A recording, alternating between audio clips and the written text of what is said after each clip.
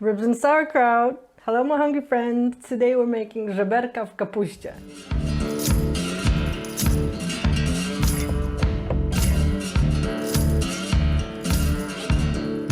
Welcome back friends, this is Polish Kitchen and my name is Anna, and here we are going to teach you how to make delicious Polish food. And today we're making a super easy hearty dish made of pork ribs, bacon and sauerkraut. How does that sound? Sounds good to me. Sounds good to me. Yeah. So this recipe comes from polishyourkitchen.com. If you are new here, check out my website. There's hundreds of recipes on there that you can browse for free. And this recipe is coming from a book that's coming out soon, Polish Your Kitchen, My Family Table. And this is, I'm still working on the last edits. And I have loose pages like this, so I thought I'd show you what the layout is like. So let's get started. I have a pan heating, and if you have a cast iron one, this would work great for this dish because this is going to bake for a couple of hours in the oven. So I think cast iron keeps the heat in nicely, and I like to cook with it in the oven. So I have this gorgeous piece of pork ribs, and I'm looking at it and my mouth's watering. And if you know Polish cooking, you will notice that it's a lot of the times it's kind of very, like, it's stretched, right? So we stretch our ingredients. So ribs are not always the best part of the pig, but this particular piece happens to be very meaty. I don't normally get ribs like this here in Poland, but I was lucky, or actually Mark went shopping for me. So he got this real nice rack. So we're gonna take our ribs and we're gonna cut them into one kind of bone section. So this is kind of gonna be our, I'm just feeling for the bones. I can see they're right here. We're gonna try to cut it in kind of one portion pieces. And this fat that's in here is gonna melt into our cabbage in the oven, and it's going to create nice base. So I'm just cutting it into strips like this, and you can get baby backs, you can get whatever kind of ribs you want. And then, very easy, we're just going to sprinkle all of this with a little bit of salt, and then take a little ground pepper and put it a nice layer. You can do as much as you want or as little as you want. Flip them and do the same on the other side. So we have a little bit of flavor on both. And then super easy. This is one of those that you can make and do your own thing, do your thing, go play with the kids, go do work or whatever. So this pan is heating. I'm going to put a little bit of oil in here, and I'm going to place these in here kind of separated so they get a little bit of color. And we don't want to crowd our pan because then too much juice kind of comes out and they're not browning. So I'm going to put these out here. And take my garbage bowl, put it over here, and perhaps I will, since my hands are meaty, I'm going to cut the bacon. So as these are browning, we're also going to use a little bit of bacon. And I'm going to use half of this. And again, when you go to polishyourkitchen.com, you can see the recipe and see how many, how much of everything you're going to need. But in this recipe, I'm going to stress that don't follow my recipes. And what I mean by that is that the recipe is just a general guideline, and you can kind of adjust it to make it your own, and kind of cook with the ingredients that you have at home at the time, and kind of see what works for you. You will see in the recipe that there's no carrots, and I thought why not put some carrots in it? So today I've decided to add carrots. This is a parsley root. I also decided that maybe I can add a little bit more vegetables to the recipe. And how about some mushrooms? Mushrooms are good.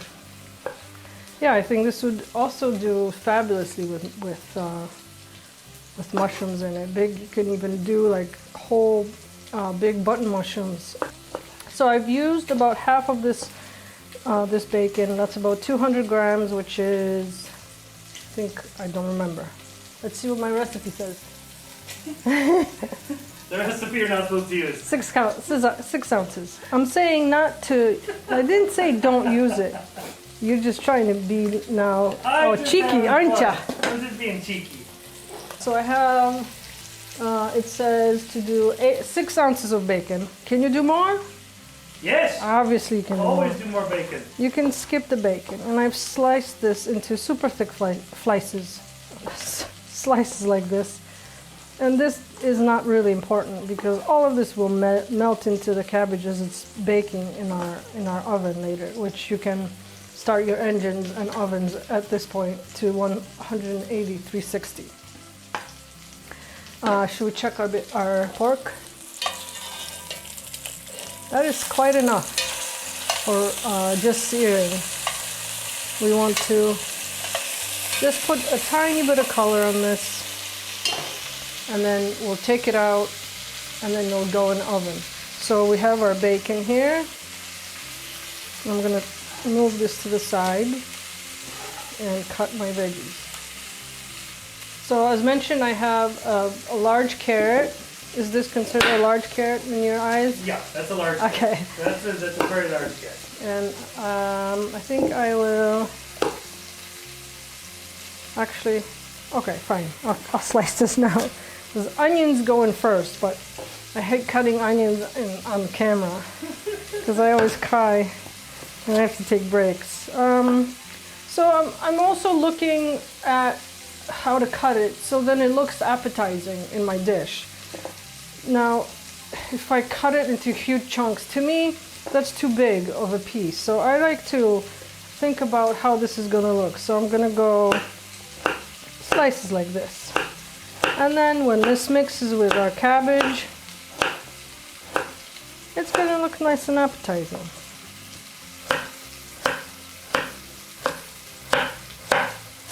When we were on commercial break, Mark cut up the onions for me. I'm going to take out this first portion of the ribs and add the second part. A little bit more oil.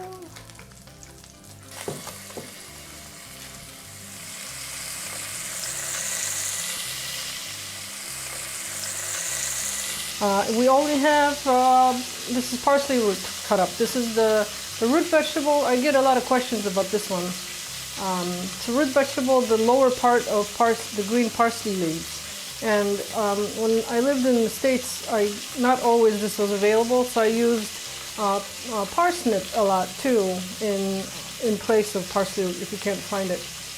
Normally in the grocery store, this comes in a bag of few clumped together, so sometimes it's also hard to find, so just ask around if you can't find this. Or don't put one in. Like I said, mushrooms do well as well in this, or just skip it altogether. This will just give us a little bit more flavor.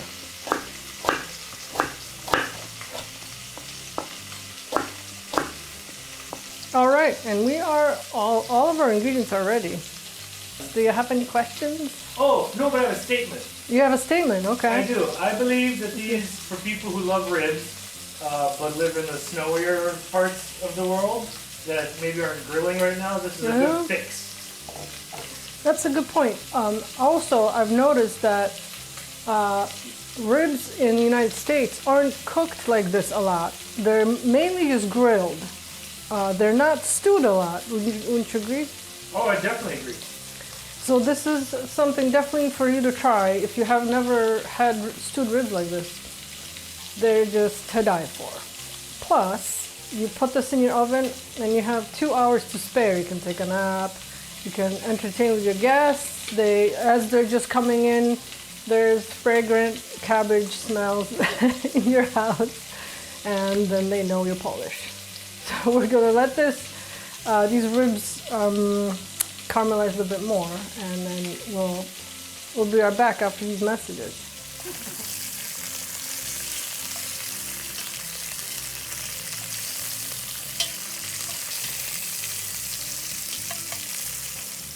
These are just about done, and you don't have to worry about having them or them being cooked all the way through, because this is gonna simmer in our stew for a long time. Now I'm gonna throw bacon in, and those little bacon bits or meat bits that are on the bottom are gonna come up too a little bit as we're cooking these other items.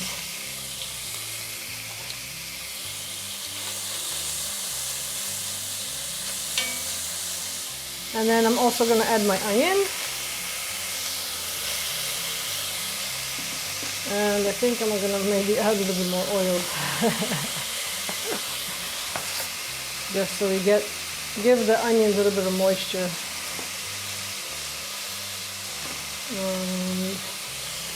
What kind of oil do you use? So for meats, I like using grapeseed, because it doesn't burn as well as some other oils. That looks delicious, doesn't it? Yes, it does. Smells delicious as well. I'm also going to add, I have a couple large cloves of garlic, and not to worry really about what this looks like. Just kind of chop these, and in they go. Nice flavor. And I'm also going to add our trio. I call it a trio. It's bay leaves, peppercorns, and allspice. And those are often used in all kind of saucy Polish dishes. And I just have a kind of a pinch of each.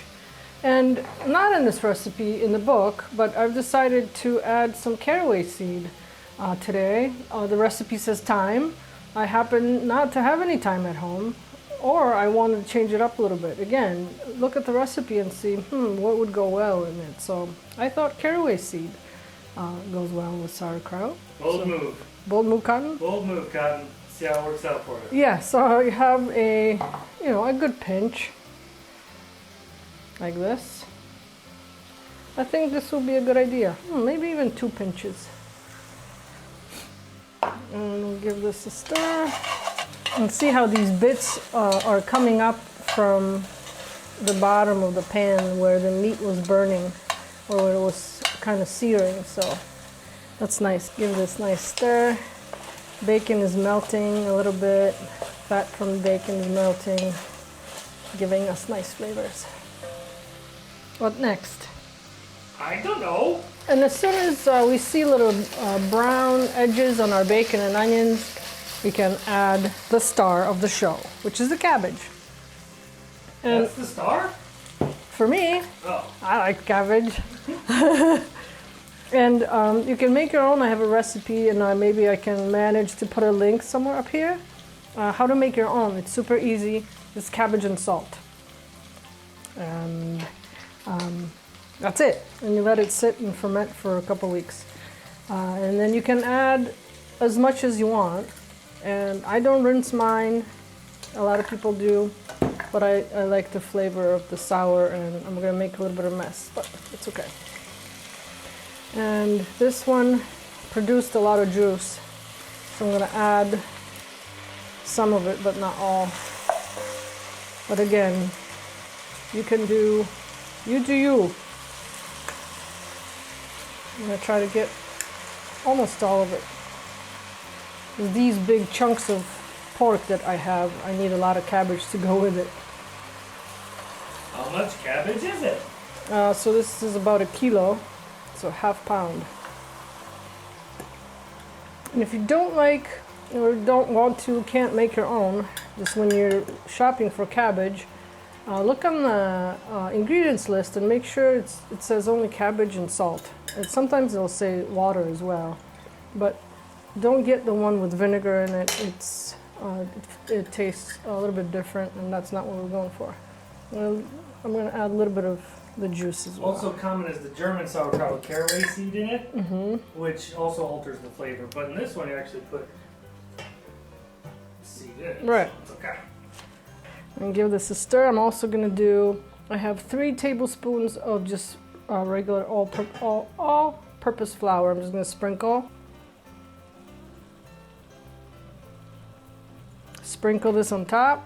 And this flour will then later, when it gets all juicy, will kind of makes it not nice and creamy sauce.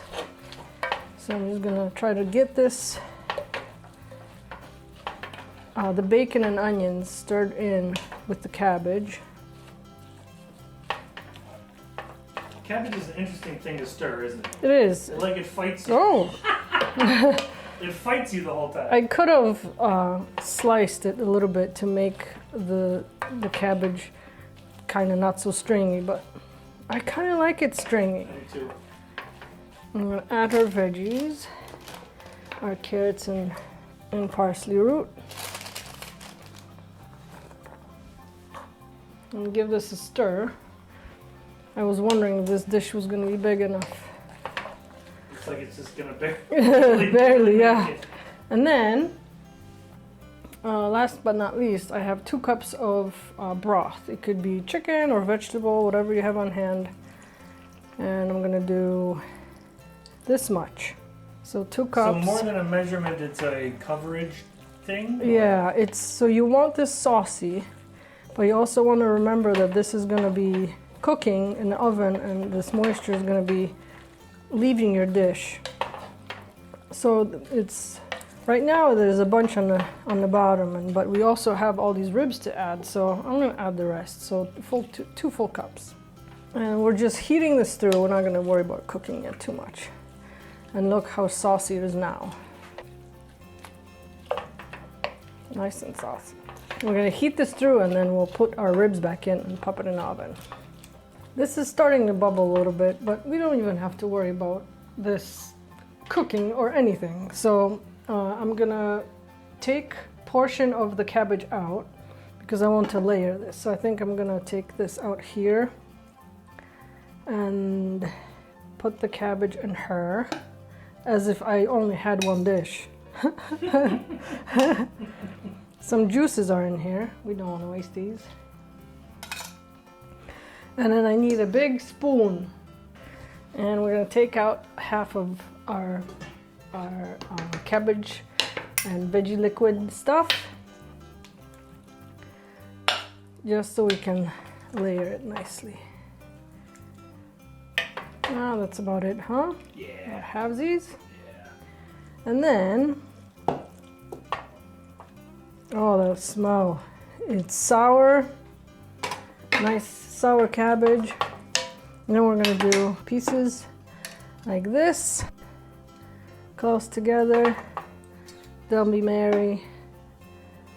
These are gonna be nice big servings. How many would you eat? 3. Probably. Oh, really? Yeah. So 2. 3. maybe not as big as I thought. No, they are. It's just, You just like it. I'm just a big one. And then we're gonna do the rest of the cabbage on top. Gorgeous, right? Yes, ma'am. Cabbage is covering up all of our meat. Yep, it's covering it nicely. I'm gonna put a lid on this, and we're gonna pop this in the oven for about 1.5 hours at first. And then after an hour and a half, I'm gonna check if there's liquid in it still. If not, I'm gonna add probably 1/3 of a cup of either broth or water, or whatever liquid you can even do, like your cabbage juice. It's not gonna be as saucy, or I don't like it being this saucy, but if it is, it comes out differently every time, kind of depending on how saucy or watery the cabbage is. So we'll check it in about 1.5 hours. So in the oven we go. We're done. Who's ready to eat? I'm ready. I'm excited. Oh, hello. What do you say? Please? Yes, please. Before we continue with tasting though, shout out to a few of our channel supporters and their gracious donations. Thank you to Anne Bernay, Carol McAvoy, Pamela Hall, Carol Chehovsky, and Joseph Eleshuk, or Eleshuk, I should say. Eleshuk. Your gracious support is greatly appreciated. Dziękuję bardzo. Our cabbage has been cooking for 2 hours. I went and took the lid off for about 15 minutes right before it was done because I wanted a little bit of caramelization on top of my cabbage. But once it's cooking, after about an hour and a half, go ahead and poke it with a fork and see how the ribs are doing, if they're kind of becoming soft and falling off the bone. I checked mine and they were looking gorgeous. So now I'm gonna find one, and so I don't get burnt. This can go straight on the table. You can make some dumplings to go with this, or just boil some potatoes to go with it, or just enjoy with bread. And get a good portion. And the cabbage became a little creamy from that flour that we put on it. How gorgeous is this? Beautiful. And it is nice and soft, and there's a little fatty pieces in the pork. Because it's ribs, I got a whiff of the cabbage. Well, this is lava, so be careful.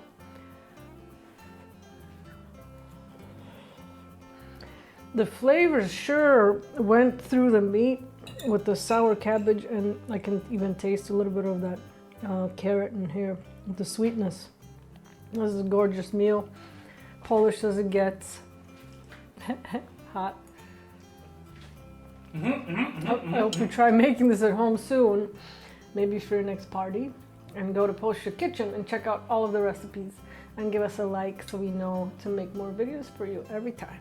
On Fridays, sometimes we close our kitchen and we go out and explore Poland, and we take you to restaurants and show you cities, and those are fun too maybe for you. So go check those out too. And we'll see you next time. Do widzenia and smacznego!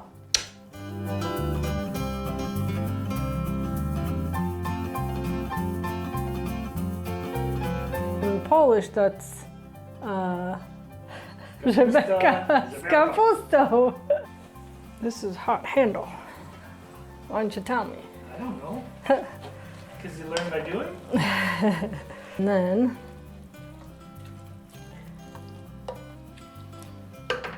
And then I'll, and then.